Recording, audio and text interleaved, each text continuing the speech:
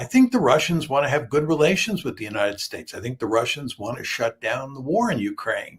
The problem is that the Russians view what's going on in Ukraine as an existential threat. And as a consequence of that, they've come up with a series of demands, which Putin spelled out last June 14th, and which the Russians view as ironclad. They're just not willing to abandon those demands.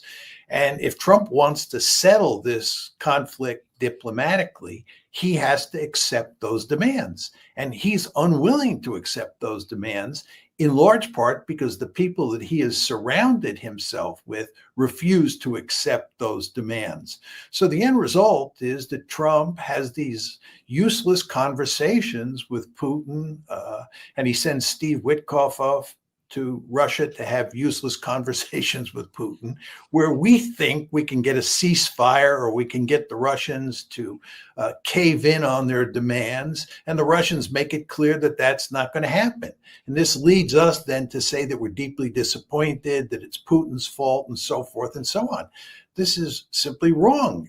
Putin has a set of demands. You either accept them or you don't accept them. And again, the Trump administration refuses to accept Putin's demands. And the end result is we are where we are. And, I found it interesting, puzzling, embarrassing, maybe is a better term, that one of the things that was asked of President Trump in the question and answer period after he'd made his comments here from one of the reporters in the room was that, do you think that this is going to actually force Putin into a peace deal? Watch this.